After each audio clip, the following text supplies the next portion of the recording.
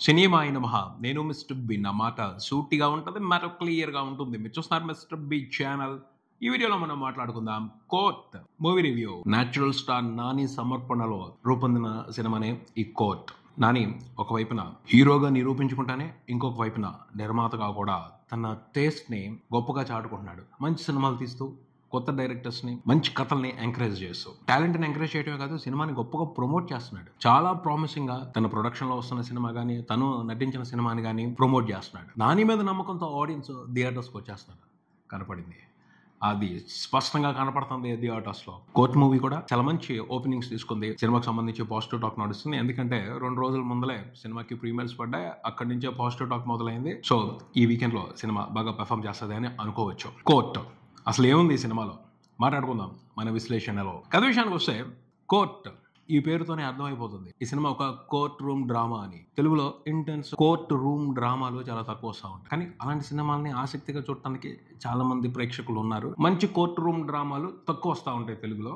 అలాంటి టైంలో ఈ సినిమాకి సంబంధించిన ట్రైలర్ మంచి అటెన్షన్ తీసుకుంది. ట్రైలర్ లో కథకు సంబంధించిన ఇంటెన్షనే ఆడియన్స్ ని బాగా ఆకర్షించింది. బేసిక్గా పోక్సో ఈ చట్టానికి సంబంధించిన డిస్కషన్ ఈ సినిమాలో నడుస్తుంది అన్న ఉద్దేశాన్ని ఈ సినిమా ట్రైలర్ చెప్పింది. యువ ప్రేమ జంట ఉంది. వాళ్ళిద్దరూ ప్రేమలో పడ్డారు. అబ్బాయి మేజర్, అమ్మాయి కాదు. ఇంకా 18 సంవత్సరాలు దాటలేదు ఆ అమ్మాయికి. ఇది ఒక లొసుగు. అసలు మ్యాటర్ ఏమిటి అంటే పరువు కాపాడుకోవడం కోసం పరువు హత్యలు చూస్తానే ఉన్నాం. రెగ్యులర్ గా పేపర్స్ లో పరువు హత్యలకు సంబంధించిన న్యూస్ వస్తానే ఉన్నాయి. ఈ కథలో కూడా అలాంటి వ్యవహారమే ఉంది. దానికి వాళ్ళు అడ్డం పెట్టుకున్నదే ఈ పోక్సో కేసు. ఒక రకమైన విషవాలయంలో చిక్కుకుపోయాడు ఆ కుర్రాడు చందు. ఇరికించేశారు అతన్ని. పేదవాళ్ళు, సరిగ్గా చట్టాల గురించి తెలియదు. ఆ బలహీనతను పట్టుకుని ఆడేసుకుందామని చూశారు. పోతే బలహీనుల వైపున కూడా పోరాడటానికి, వాళ్ళకి సపోర్ట్ గా నిలవటానికి, వాళ్ళని గెలిపించడానికి హీరోలు వస్తారు కదా. ఈ కథలో కూడా అలాంటి హీరోనే వచ్చాడు. అతనే సూర్యతేజ. చందు తరపున వాదించాడు. చివరికి చందుని ఎలా గెలిపించాడు, పోక్సో చట్టం నుంచి అతన్ని ఎలా బయటకు తీసుకురాగలిగాడు తెలుసుకోవడం ఈ సినిమా. విశ్లేషణ విషయానికి వస్తే పోక్సో చిన్నారులకి, మైనర్స్ కి రక్షణ కల్పించడం కోసం భారత ప్రభుత్వం ఎంతో నిబద్ధతతో తయారు చేసిన చట్టం ఇది. దీని మూలంగా ఖచ్చితంగా అమాయకులైన చిన్నపిల్లలకి బోళ్ళంత రక్షణ దొరుకుద్ది. చట్టం ఉద్దేశం మంచిదే, కాకపోతే కొన్ని పరిణామాలు ఉంటాయి. ఆ పరిణామాల మూలంగా అమాయకులు కూడా ఆ చట్టం మూలంగా న్యాయం పొందాల్సింది పోయి అన్యాయం అయిపోతున్నారు. అలాంటి డిస్కషన్ ని ఈ సినిమా చేస్తుంది. పోక్సో గురించే గట్టిగా స్ట్రాంగ్ గా ఈ సినిమాలో డిస్కషన్ జరిగింది అని నేనైతే చెప్పను. మేజర్ గా జరిగింది అయితే ఓ ఫాల్స్ కేసు, ఓ తప్పుడు కేసు పెట్టడం జరిగింది. ఆ కేసు రాంగ్ అని ఎలా నిరూపించారు తెలుసుకోవటమే ఈ సినిమా. మరి పోక్సో ఎందుకు తీసుకొచ్చారు? అవకాశం ఉంది పెట్టేద్దాం అన్న ఉద్దేశమే కానీ పోక్సో గురించి ప్రాపర్ డిస్కషన్ అయితే ఈ సినిమాలో జరగలేదు అని చెప్తాను నేను. పోక్సో అనేది ఒక హెచ్చరిక మాత్రమే. దాని గురించి ఇలా ఉంటది అని వివరించుకుంటే వెళ్తా తప్పించి ఆ పోక్సో చట్టానికి సంబంధించిన పూర్తి వివరాలని, అందులో ఉండే తీవ్రతని ఈ సినిమా చెప్పదు మనకి. ఎందుకు వివరించి చెప్పలేదు అని చెప్తున్నాను అంటే, చట్టం గురించి తెలియక చిన్నపిల్లలు తప్పులు చేస్తారు. కానీ చట్టం బలంగా ఉండటం మూలంగా అమాయకులైన పిల్లల్ని కూడా తెలియక చేసినా కూడా శిక్షించాల్సి వస్తుంది. అప్పుడు డిస్కషన్ స్ట్రాంగ్ గా జరుగుతుంది. ఇక్కడ అలాంటి పరిస్థితి లేదు. ఈ కథలో హీరో తప్పు చేయలేదు, తప్పు చేశాడు అని తప్పుడు కేసులు పెట్టారు. ఏవైతే నేరాలు అతని మీద మోపబడ్డాయో అవి నిజం కాదు, తప్పు అని నిరూపిస్తే చాలు అతను బయటకు వచ్చేస్తాడు. అందులో సీరియస్నెస్ లేదు. ఖచ్చితంగా అతనికి శిక్ష పడే అవకాశమే లేదు. అలాంటప్పుడు పోక్సో అనే చట్టం గురించి ఇంట్రెస్టింగ్ డిస్కషన్ జరిగే అవకాశమే లేదని చెప్తాను నేను. స్ట్రాంగ్ గా డిస్కషన్ జరిగే అవకాశమే లేదని చెప్తాను నేను.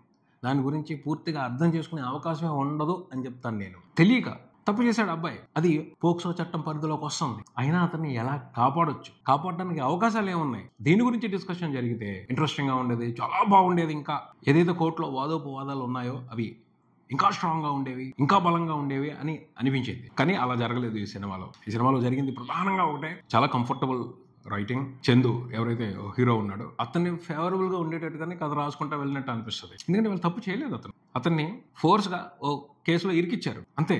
ఆ కేసు నుంచి అతను బయటికి తీసుకొచ్చేయాలి. మంచి హీరో తగులుకుంటే అది ఈజీ. మనం ఎన్ని సినిమాల్లో చూడలేదు. అలాగే ప్రియదర్శి వచ్చాడు అతను కాపాడటం కోసం. అయిపోయింది. వారు వన్ సైడ్ అంతే. సింహం రానంత వరకే, హీరో దిగనంత వరకే విలన్స్ ఎన్ని ఆటలైనా ఆడతారు. ఫాల్స్ కేసులు పెట్టుకుని లాయర్స్ ఎన్ని డాన్స్లైనా చేస్తారు. వన్స్ హీరో ఎంటర్ అయ్యాడా తోక ముడవాల్సిందే. అదే ఉంది ఈ సినిమాలో కూడా. ఎన్ని సినిమాల్లో చూడలేదు. సేమ్ అదే వ్యవహారం ఉంటుంది. చాలా కన్వీనియంట్, కంఫర్టబుల్ రైటింగ్ ఉంటుంది. అసలు ఏం జరిగింది?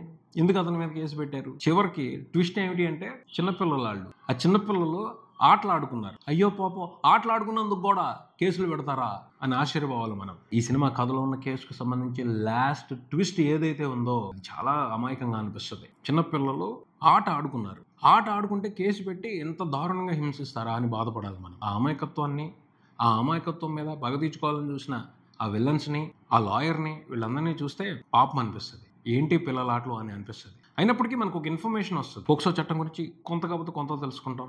అలాగే తప్పు చేసిన వాళ్ళు, తప్పుడు ఎవిడెన్స్లు కోర్టులో ప్రొడ్యూస్ చేసిన వాళ్ళు సరైన లాయర్ తగిలితే ఎదురు దెబ్బలు తింటారని కూడా తెలుసుకుంటాం. ఆ పైన 18 years దాటిన తర్వాత మేజర్స్ మీరు ఏదైనా చేసుకోండి, మీకు చాలా పర్మిషన్స్ వస్తాయి.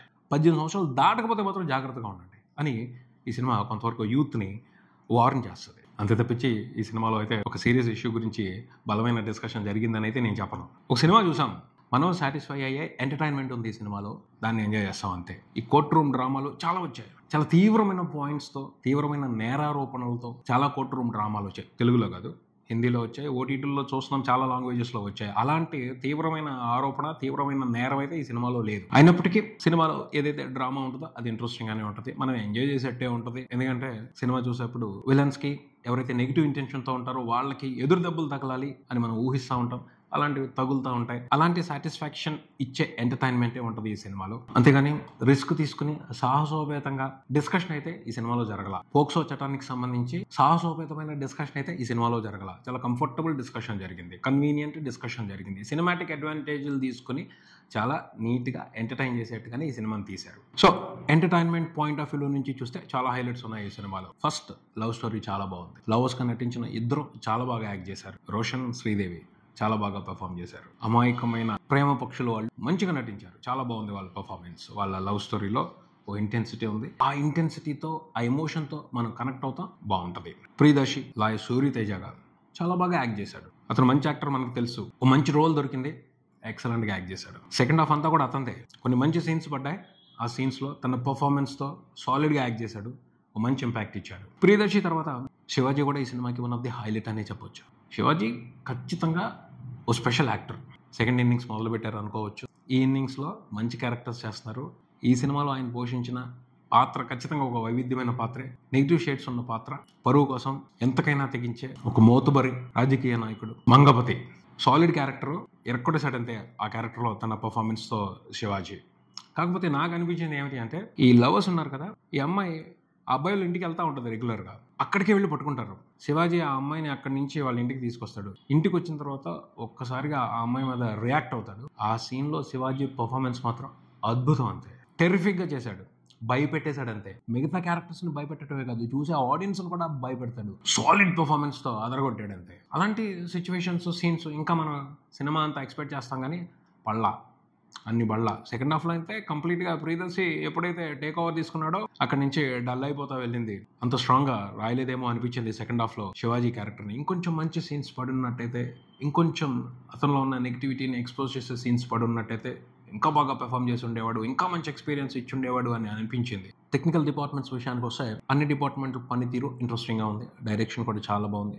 డైరెక్టర్కి మంచి విషయం ఉంది.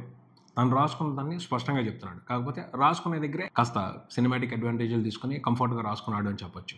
రిస్క్ తీసుకోవాలి కొన్నిసార్లు. కొన్ని స్ట్రాంగ్ సబ్జెక్టులు తీసుకుంటున్నప్పుడు, స్ట్రాంగ్ పాయింట్లు తీసుకుంటున్నప్పుడు రిస్క్ తీసుకుంటే దాని మైలేజ్ వేరుగా ఉంటుంది. ఛాలెంజెస్ని ఫేస్ చేసి వాటిని గెలిచినప్పుడే మిగతా డైరెక్టర్స్ కంటే ఇతను ప్రత్యేకమైన డైరెక్టర్, వేరే లెవెల్ డైరెక్టర్ అని కొత్త రికగ్నైజేషన్ వస్తుంది. లేకపోతే అందరితో పాటు అతను ఒక్కడే అని ఒకే ఘాటకు కట్టేస్తారు. ఓకే, బాగానే ఉంది అని అనిపిస్తుంది, డిసప్పాయింట్ అయితే చేయదు. ఒకసారి ట్రై చేయొచ్చు. ఓవరాల్గా సాటిస్ఫాక్షన్, ఎంటర్టైన్మెంటే ఉంటుంది ఈ సినిమాతో. ఇది ఇక్కడికి. మరో వీడియోతో మళ్ళీ కలుద్దాం. ఈ వీడియో మీకు నచ్చితే లైక్ చేయండి, మీ ఫ్రెండ్స్తో షేర్ చేసుకోండి, మీ అభిప్రాయాన్ని కామెంట్ చేయండి, ఈ ఛానల్ని సబ్స్క్రైబ్ చేయండి. నేను mister B, keep watching mister B channel. Thank you.